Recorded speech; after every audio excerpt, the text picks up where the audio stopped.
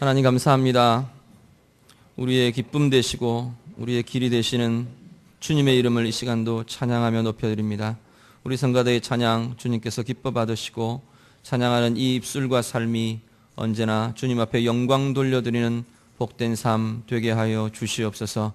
이 시간 주의 말씀 듣기를 원합니다. 성령으로 우리의 마음을 열어주시고 주의 말씀 통해 새 힘을 얻으며 하나님 제시하시는 하나님의 길을 보는 소중한 시간 되게 해 주시옵소서. 예수님 이름으로 기도드립니다. 아멘. 성경 말씀 함께 보겠습니다. 요한복음 2장 12절에서 25절 말씀입니다.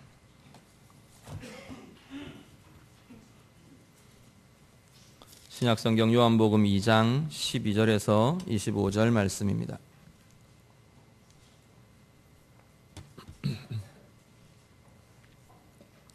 다 같이 읽겠습니다. 그 후에 예수께서 그 어머니와 형제들과 제자들과 함께 가버나움으로 내려가셨으나 거기에 여러 날 계시지는 아니하시니라. 유대인의 유월절이 가까운지라. 예수께서 예루살렘으로 올라가셨더니 성전 안에서 소와 양과 비둘기 파는 사람들과 돈 바꾸는 사람들이 앉아 있는 것을 보시고 노끈으로 채찍을 만드사 양이나 소를 다 성전에서 내쫓으시고 돈 바꾸는 사람들의 돈을 쏟으시며 상을 엎으시고 비둘기 파는 사람들에게 이르시되 이것을 여기서 가져가라. 내 아버지의 집으로 장사하는 집을 만들지 말라 하시니 제자들이 성경 말씀에 주의 전을 사모하는 열심히 나를 삼키리라 한 것을 기억하더라. 이에 유대인들이 대답하여 예수께 말하기를 내가 이런 일을 행하니 무슨 표적을 우리에게 보이겠느냐. 예수께서 대답하여 이르시되 너희가 이 성전을 헐라 내가 사흘 동안에 일으키리라. 유대인들이 이르되 이 성전은 46년 동안에 지었거늘 내가 3일 동안에 일으키겠느냐 하더라. 그러나 예수는 성전된 자기 육체를 가리켜 말씀하신 것이라. 죽은 자 가운데서 살아나신 후에야 제자들이 이 말씀하신 것을 기억하고 성경과 예수께서 하신 말씀을 믿었더라. 유월절에 예수께서 예루살렘에 계시니 많은 사람이 그의 행하시는 표적을 보고 그의 이름을 믿었으나 예수는 그의 몸을 그들에게 의탁하지 아니하셨으니 이는 친히 모든 사람을 아심이요 또 사람에 대하여 누구의 증언도 받으실 필요가 없었으니 이는 그가 친히 사람의 속에 있는 것을 아셨음이니라. 아멘. 우리 앞에 본문에서 가나의 혼례잔치에서 예수님께서 표적을 행하신 것을 우리가 보셨습니다. 그 표적 이후에 예수님께서는 잠시 가버나움으로 옮겨가십니다. 가버나움은 제자들의 대부분이 이 가버나움 출신입니다. 그래서 그 가버나움이 그들의 고향이고 또한 가버나움이 예수님의 갈릴리 사역의 핵심 베이스 캠프 같은 역할을 하던 그러한 고장이 이 가버나움이었습니다. 잠시간 가버나움을 들르셨다가 다시 예루살렘으로 향하십니다. 근데 이번에 예루살렘을 향하시는 것은 13절에 보면 유월절 절기가 가까웠던 것 같아요. 그래서 유월절 절기가 가까이 오면서 유월절을 지키기 위해서 가버나움으로 행하시는 것을 보게 됩니다. 오늘 본문은 그 시기에 유월절 절기 무렵에 예수님께서 예루살렘에 머무시면서 행하셨던 행적에 대한 것이 오늘 본문의 내용입니다. 우리가 이 본문을 이렇게 보면서 오늘 일어났던 이 사건, 이것을 보통 우리가 성전 청결 사건, 성전 정화 사건 이렇게 이름을 붙여서 부릅니다. 이 내용이 다른 복음서에는 예수님의 생애 그 사역의 마지막 주간, 예수님의 사역의 가장 끝부분에 있었던 일로 기록을 합니다. 그런데 요한복음은 예수님의 사역이 시작되는 바로 이 시점에 공생의 사역 초기에 이야기를 하면서 이 본문의 내용들을 기록하고 있는 걸 보게 됩니다. 이유가 여러 가지들이 이유가 있습니다. 요한복음 자체가 시간 순서대로 쓰여진 성경이 아닙니다. 그렇기 때문에 요 성전과 예수님의 메시아 되심과 하나님 되심과 드러내시는 이 사역들을 이야기하면서 그 연속선상에서 지금 다루고 있는 부분이 있고요. 또 하나는 뭐냐면 예수님이 공생의 사역 기간 동안에 예루살렘을 몇 번 이렇게 최소한 3번 이상 다녀가신 것으로 이렇게 우리가 이해를 합니다. 그렇기 때문에 이 한 번이 아니라 성전 정화도 한 번이 아니라 그 한 번 이상 있었던 일일 수 있다라는 게 학자들의 입장이기도 합니다. 그래서 오늘 우리가 이 본문을 대하면서 이 사건을 오늘 우리의 모습에는 어떻게 보아야 할 건가? 내 삶과 어떤 연속성을 우리가 보아야 할 건가? 우리가 함께 말씀을 통해서 우리의 삶을 비추어 보실 수 있기를 바랍니다. 먼저 보시면 성전을 이렇게 예수님이 들어가시는데, 예루살렘에 들어가면서 성전을 들어가시는데 예수님이 이렇게 성전 뜰에서 장사하는 사람들의 모습을 봅니다. 오늘 본문 그대로 보니까 성전 안에서 소와 양과 비둘기 파는 사람들과 돈 바꾸는 사람들이 앉아 있더라, 그렇게 말합니다. 근데 이 사람들이 어떤 사람들이냐면 원래는 이 순례자들의 편의를 위해서 사실은 이 제도가 지금 생겨난 것 같아요. 그래서 멀리서 오는 사람들, 이 사람들이 재물을, 양을 끌고 소를 끌고 뭐 이것들 짊어지고 이렇게 올 수가 없으니까 그냥 돈을 가져오면 그 예루살렘 안에서 성전 입구에서 재물을 바꿀 수 있도록, 그래서 제사를 드릴 수 있도록 그렇게 편의들을 이렇게 마련해 준 것이 원래의 취지였습니다. 그런데 이 일이 진행이 되면서 이게 완전히 변질이 되어버립니다. 단순한 그런 식이 아니라 아예 그냥 장사로 둔갑을 해버리는 겁니다. 사람들의 이윤을, 그 장사꾼들의 이윤을 추구하고 그들의 이익을 남기려고 하고, 특히나 이 예수님 당시에 이 장사하는 그곳을 그 예루살렘 성전의 뜰 안에 한켠에 그 장사에 이렇게 무리들이 이렇게 모여지는데 거기를 부르는 호칭이 안나스의 상점이라고 불렸다 그래요. 안나스가 누구냐면 이 시기에 대제사장이 안나스였습니다. 그러니까 대제사장과 이 제사장 무리와 이 상인들이 결탁이 되면서 그 안에 부정이 일어나고 부패가 일어나고 인간의 욕심이 일어나고 그 욕심에 대한 추구가 그 안에 일어나더라는 겁니다. 제사, 하나님 앞에 정결하게 드려지는 제사와 하나님 앞에 예배하는 것과 이건 뒷전이고 자신들의 이윤을 추구하고 이윤을 남기는 것에 급급해져 버린 것이 이 시기에 성전의 모습이라는 겁니다. 그래서 예수님이 그 모습을 보면서 화가 일어납니다. 분노가 일어납니다. 다 뒤집어 엎으세요. 막 뒤집어 엎으시고 오늘 본문 보니까 노끈으로 채찍을 만들어서 양을 몰아내고 소를 몰아내고 막 쫓아버리십니다. 그러면서 예수님이 꾸짖으며 선포를 하십니다. 16절 우리 같이 한번 읽으시죠. 16절 말씀 다 같이 읽습니다. 비둘기 파는 사람들에게 이르시되 이것을 여기서 가져가라. 내 아버지의 집으로 장사하는 집을 만들지 말라 하시니. 아멘. 아버지의 집은 장사하는 집이 아닙니다.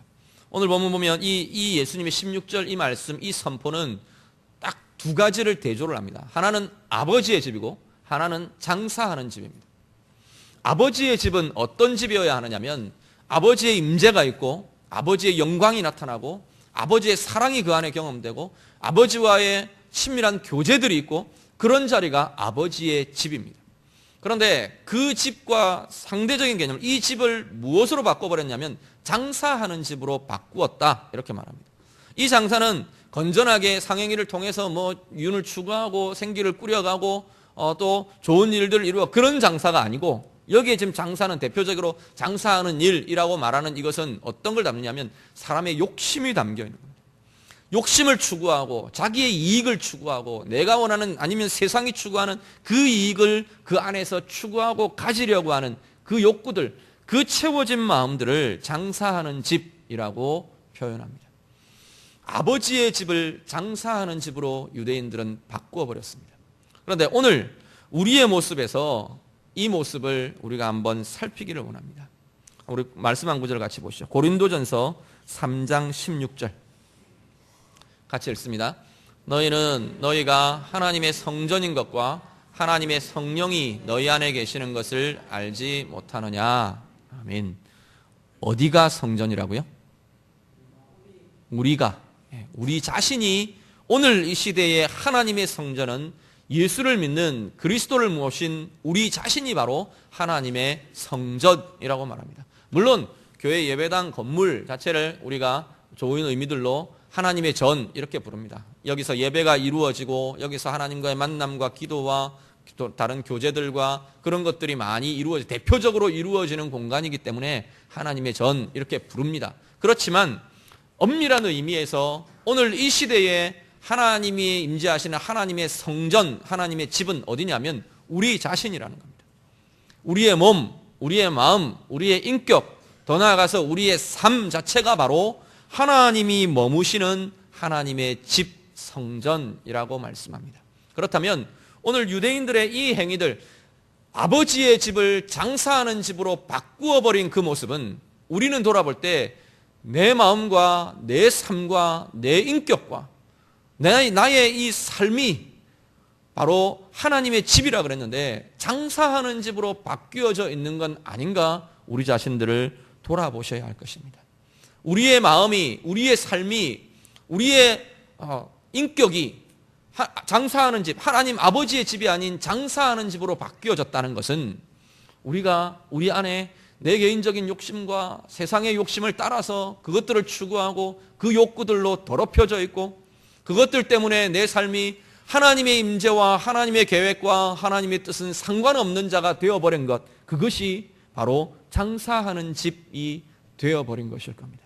오늘 우리의 삶을 돌아보시길 바랍니다. 내 삶에는 말 그대로 우리가 하나님의 집으로, 성전으로 하나님의 임재가 내 안에 있는지, 하나님의 영광이 내 가운데 나타나는지, 하나님의 말씀이, 하나님의 은혜가, 하나님과의 친밀한 만남의 교제가 내 삶 가운데, 내 인격 가운데, 내 영혼 가운데 날마다 경험되고 이루어지고 있는지, 아니면 내 삶이 그냥 세상 사람들과 똑같이 그들이 추구하는 그 욕구와 욕심과 이윤과 그것들이 원하는 유익들, 그런 것들이 내 안에 가득 차 있는 건 아닌지, 그것을 추구하는 것이, 그것을 추구하는 방편으로 신앙도 전락해버린 건 혹시 아닌지 우리 자신들을 돌아보실 수 있기를 바랍니다.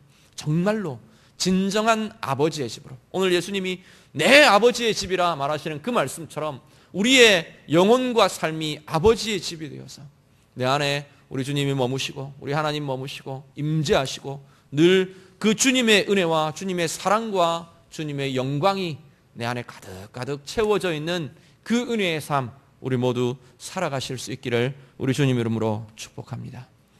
그 예수님의 막 일으키시는 그 모습을 제자들이 이렇게 바라봅니다. 제자들이 보면서 말씀을 떠올렸다 그랬어요. 말씀을 17절 말씀 보면 주의 전을 사모하는 열심이 나를 삼키리라 한 그 말씀을, 구약의 말씀을 이 제자들이 떠올렸다 그렇게 말합니다. 말씀 한 구절 볼게요. 시편 69편 9절. 시편 69편 9절 말씀 우리 같이 읽겠습니다. 주의 집을 위하는 열성이 나를 삼키고 주를 비방하는 비방이 내게 미쳤나이다. 아멘. 이 시편은 누구의 시편이냐면 다윗의 시편입니다. 다윗은 하나님의 집에 대한 그 열망과 열정, 열심이 굉장히 강했던 사람입니다. 그래서 내가 하나님의 집을 짓겠습니다, 그렇게 막 선포하고 그렇게 하려고 했어요. 그런데 하나님이 아니다, 네 아들이 지을 거다라고 선을 그어주시니까 아들 솔로몬이 그 하나님의 전을 지을 수 있도록 모든 준비를 다 갖췄어요. 그럴 정도로 하나님의 집에 대한 열성과 열정과 열심이 가득했던 사람입니다. 그런데 이 다윗이 하나님의 집에 대한 열정이라는 것이 성전이라는 건물, 건축물, 그것에 대한 열정이 아니고 하나님의 나라와 하나님의 임재와 하나님을 향한 예배와 하나님의 통치와 이것에 대한 열정과 열심이 가득했던 사람이라는 겁니다. 오늘 이 예수님이 이 69편 9절에, 시편 69편의 9절에 말씀하는 이 다윗의 모습을 오늘 본문은 어디로 연결하느냐 하면 그리스도의 열정과 그리스도의 열심으로 연결하고 있습니다. 이 시편에서 말하는 이 나라는 이 화자를 그리스도로 연결해서 적용해서 오면서 오늘 본문에서 제자들이 그 말씀을 떠올립니다.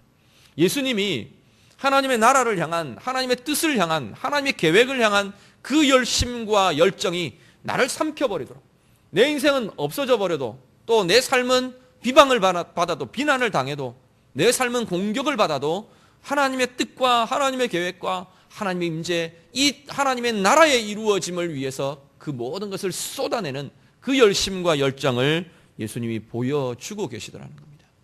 이 열심과 열정이 오늘 우리들 가운데 있기를 원합니다. 다른 열심이 아니고요. 뭐 어떤 것들을 향한 일에 대한 물론 일을 통해서 그것들이 진행되니까 일에 대한 열심과 열정들 필요할 겁니다. 그렇지만 분명한 것은 그 열심과 열정의 방향이 어디냐는 거예요. 하나님의 나라와 하나님의 통치가 내 삶 가운데 나타나고 나를 통해 내 주변에 나타나고 이 세대 가운데 나타나는 그것을 향한 열심과 열정이 우리 가운데서 불부터 오르시기를 바랍니다. 그냥 밋밋하게 두리뭉실하게 되어도 그만 안 되어도 그만 그런 것이 아니고 하나님의 뜻은 이루어져도 그만 안 이루어져도 그만일 수 없는 것이 하나님의 뜻입니다. 나를 향한 하나님의 계획은 나를 통해 진행되어도 그만 멈추어 서도 그만 그런 것이 아니라는 겁니다. 예수님 그렇게 밋밋하게 행하지 않으셨던 것을 우리가 봅니다. 나를 향한 하나님의 계획이 나를 통해 이루어 가시기를 원하는 하나님 나라의 계획과 모든 것이 나를 통해 정말로 아름답게 진행되고 펼쳐져 나가도록 우리가 열정과 열심과 최선의 노력들로 이루어가는 우리의 삶 될 수 있기를 간절히 바랍니다. 우리 같이 그 뒤에 부분들 18절 이후에 22절 이 본문들을 대하면서 이 진행이 되면서 이제 이 모습들 예수님이 행하신 이 모습들을 보면서 유대인들이 다가와서 질문을 합니다. 유대인들의 질문은 뭐냐면 당신이 무슨 권세로 이 일을 행하느냐는 겁니다. 도대체 이 성전에 와서 이 난리 난동을 피우는 당신이 그걸 할 수 있는 권위가 어떤 권위가 있느냐는 거예요. 다른 본문에는 이 다른 복음서에서는 권위를 묻습니다. 당신이 무슨 권세로 무슨 권위를 가지고 이 일을 행하느냐 그렇게 묻습니다. 오늘 본문은 그 표현들을 조금 다르게 해석을 합니다. 뭐라고 말하냐면 그 권위를 뒷받침할 만한 표적을 우리에게 보여달라라고 말합니다. 무슨 표적을 당신이 보이겠느냐? 우리가 무슨 표적을 보고 당신이 이 성전에서 이런 일을 행해도 좋은 권위를 가진 자라고 우리가 믿을 수 있겠느냐라고 묻습니다. 그 표적을 구하는 유대인에게 예수님께서 이렇게 말씀하십니다. 19절 말씀 우리 다 같이 읽겠습니다. 19절 말씀 같이 읽습니다. 예수께서 대답하여 이르시되 너희가 이 성전을 헐라 내가 사흘 동안에 일으키리라. 아멘. 예수님이 뭐라고 말씀하시냐면 표적을 구하는 유대인에게 성전을 허물어라 지금 이렇게 요구를 하십니다. 너희들이 성전을 허물어버리면 내가 3일 만에 이 성전을 새로 일으키겠다 말씀을 하십니다. 유대인들이 비웃습니다. 그 다음 본문 20절에 보면 비웃습니다. 뭐라고 비웃느냐면 그 성전 어떻게 지어진 줄 아느냐 하는 겁니다. 46년 동안 지어졌다. 46년 동안 지어진 건물을 네가 3일 만에 일으키겠다 그러느냐? 미쳤다고 지금 비웃고 있는 것이 이 20절의 말씀입니다. 그런데 21절 사도 요한이 해설을 붙이기를 이것은 예수님께서 성전된 자기 몸, 자기 육체를 가리켜 말씀하신 것이다 라고 해설을 덧붙입니다. 예수님께서 성전을 허물라 내가 3일 만에 일으키겠다. 한 가지의 의미는 뭐냐면 유대인의 성전의 기능이 이미 끝났다는 겁니다. 단지 끝난 게 아니라 유대인들은 이 성전의 그것들을 실패했다는 겁니다. 원래 성전의 기능은 그 안에서 하나님의 임재가 일어나고 하나님이 그 백성들의 죄를 사하시는 속죄가 일어나고 구원의 역사가 일어나고 그리고 하나님의 임재와 하나님의 백성들 향해 은혜를 선포하는 은혜가 일어나고 사랑이 일어나고 그 역사가 일어나야 하는 곳이 성전인데 유대인들이 이 성전을 더럽혀버리면서 성전은 더 이상 속죄도 구원도 은혜도 하나님의 임재도 나타낼 수 없는 것이 되어버렸다는 겁니다.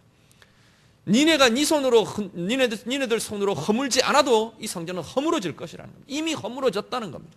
이 성전을 헐어버리라 예수님께서 선언을 합니다. 그러면서 사흘 만에 내가 다시 일으키겠다. 예수님 자신이 이 땅 가운데 완전한 성전으로 오신 것을 선포하고 계십니다.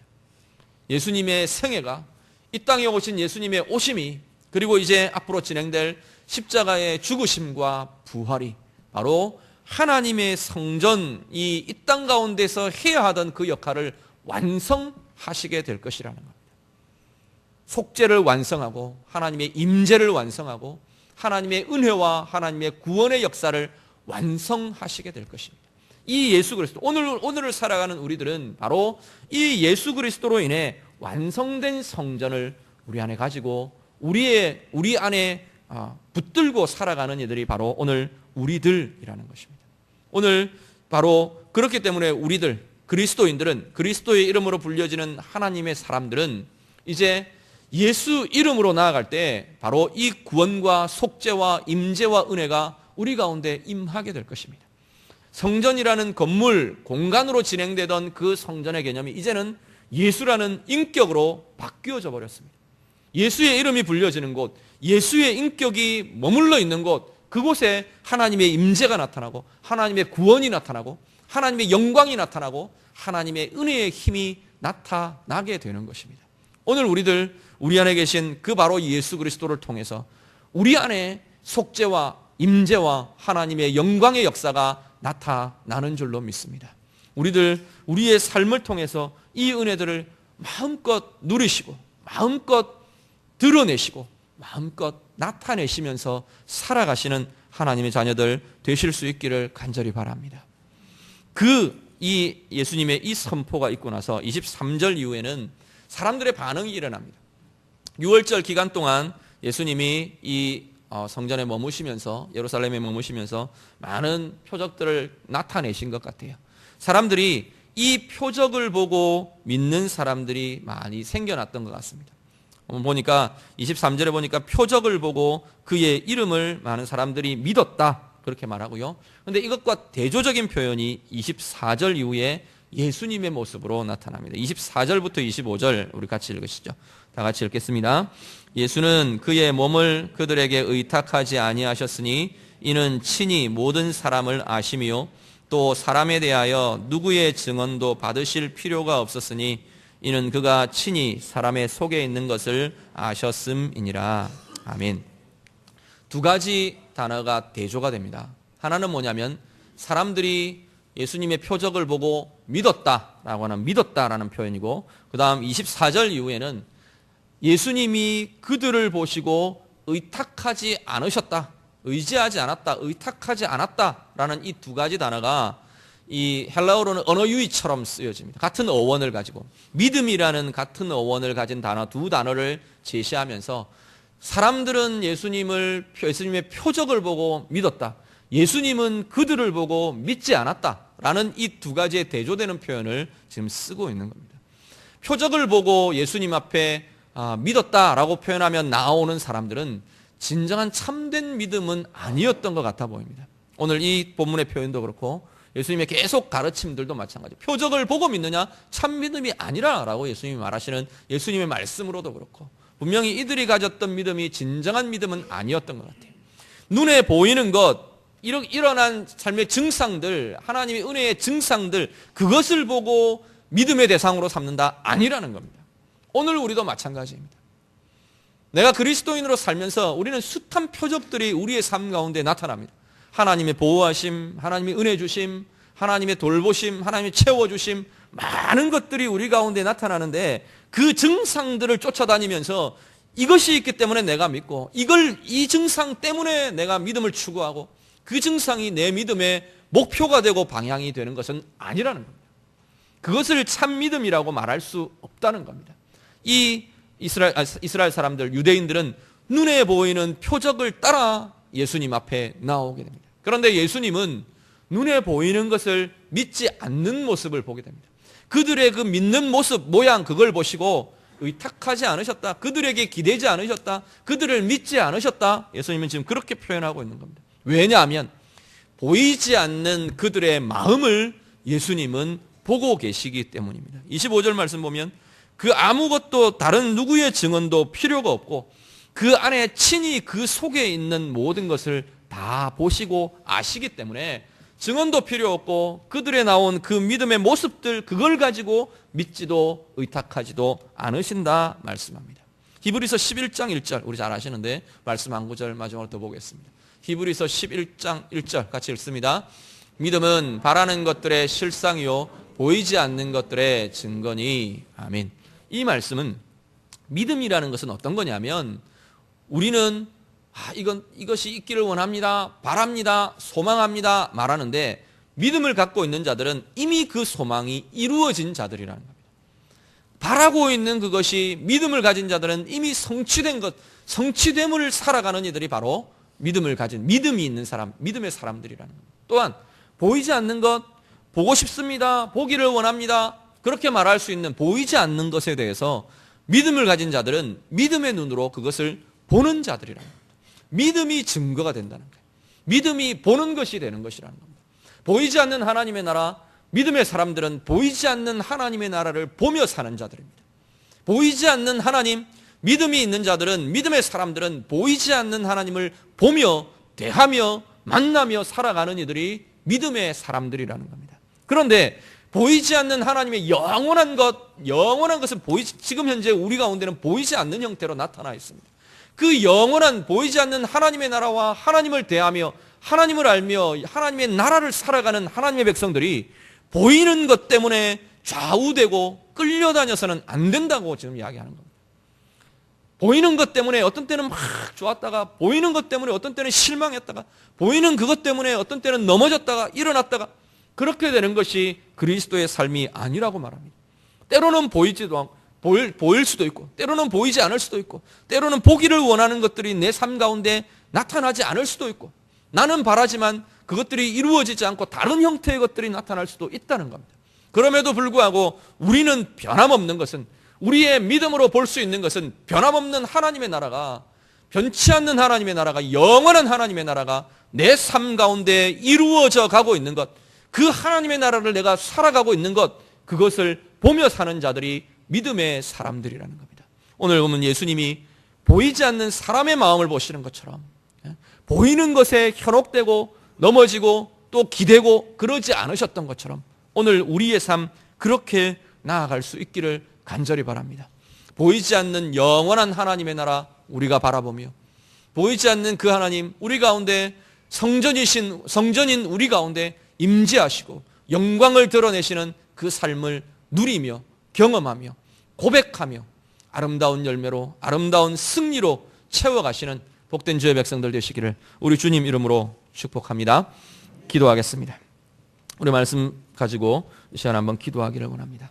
혹시 성전인 내 삶이, 내 인격이 장사하는 집으로, 아버지의 집이 장사하는 집처럼 나의 욕심으로, 나의 욕구로, 나의 죄로 더럽혀져 있는 것 아닌지, 하나님의 임재가 그치고 하나님의 영광을 나타내시는 것이 그칠 수밖에 없는 이 유대인의 성전처럼 혹시 내 삶이 그렇게 되어져 있는 건 아니지, 하나님 앞에 우리가 고백하며 다시금 정결함을, 새롭게 됨을, 하나님 앞에 깨끗함을, 성결함을 하나님 내가 새롭게 덧입기를 원합니다. 우리 같이 기도하시기를 원하고요. 내 삶 하나님 보이는 것에 좌우되는 것 아니고 표적을 구하는 유대인처럼 눈에 보이는 것 그것에 사로잡혀 살아가는 자 아니고 하나님의 나라와 영원한 보이지 않는 하나님과 하나님의 나라를 붙들며 누리며 살아가는 하나님 나의 삶 되기를 원합니다. 다 같이 기도하겠습니다. 기도드립니다. 하나님 감사합니다. 이 시간도 주님 앞에 예배하며 주의 뜻 살피며 주의 뜻 붙들며 구하며 기도하게 하심을 감사를 드립니다. 하나님 우리의 삶 가운데 하나님 함께 해주시고 영원한 성전으로 우리를 부르시는 그 하나님의 뜻, 하나님의 부르심 따라 우리가 우리의 인격 안에, 우리의 삶 안에 하나님의 임재가 나타나고 하나님의 영광이 나타나고 하나님의 능력이 나타나고 하나님의 사랑이 나타나는 복된 은혜의 삶 살아가는 귀한 주의 백성들 되게 하여 주시옵소서. 허탄한 것 하나님, 눈에 보이는 것들에 따라 하나님 좌우되며 끌려다니며 그것이 우리의 인생의 목표인 양, 그것이 우리의 인생의 전부인 양 그렇게 살지 않도록 하나님 우리를 도우시고 하나님 우리를 붙드시고 하나님 우리를 인도하여 주시옵소서. 정말로 하나님 우리 주님처럼 보이지 않는 것 하나님 사람의 마음을 보게 하시고 하나님 나라를 보게 하시고 보이지 않으시는 하나님을 보게 하시고 하나님 그것 때문에 하나님 변함없이 능력으로 은혜로 사랑으로 힘으로 살아가는 귀한 주의 백성들 다 되도록 하나님 우리를 도우시고 인도하여 주시옵소서. 하나님 이 아침에도 하나님 이 예배 가운데에도 주님 앞에 간구하며 기도하는 우리 모든 기도들 가운데 주님 찾아와 주시고 보이지 않는 하나님으로 인하여 우리 안에 이루어진 구원과 속죄와 능력과 영광과 임재를 대하는 하나님 복된 주의 백성들 모든 영혼들 다 되도록 하나님 우리를 인도하여 주시옵소서. 주님 우리를 붙들어 주시옵소서. 주님 인도하여 주시옵소서. 하나님 감사합니다. 영원한 완성된 성전으로 오신 우리 주님 통해 이제 우리의 몸이, 우리의 인격이 우리의 삶이 하나님 임재를 나타내는 성전 되게 하심을 감사를 드립니다. 하나님, 유대인의 성전이 장사하는 집으로 둔갑하고 실패해버린 것처럼 혹시 우리의 삶이, 우리의 인격이 우리의 욕심으로 아버지의 집을 장사하는 집으로 변화시켜버린 것처럼 우리의 삶 그렇게 되어 있지는 않습니까? 우리를 긍휼히 여겨주시고 우리의 삶이 날마다 성결함을 입게 하시고 깨끗하고 정결하게 준비되어서 말 그대로 하나님의 성전으로 하나님의 임재가 나타나고 하나님의 능력이 나타나고 하나님의 영광이 나타나는 복된 인격과 삶 다 되도록 하나님 인도하여 주시옵소서. 눈에 보이는 것에 이끌려 살면서 그것이 우리의 삶의 전부인 양, 그것이 우리의 삶의 목표인 양 그렇게 살아가지 않도록 하나님 인도하여 주시옵소서. 우리 주님처럼 보이지 않는 하나님, 보이지 않는 하나님의 나라, 보이지 않는 하나님의 영광을 우리의 믿음의 눈으로 바라보면서 이 땅 가운데 누리며 살아가며 드러내며 나타내며 나아가는 복된 주의 백성들 다 되게 해 주시옵소서. 예수님 이름으로 기도드립니다. 아멘.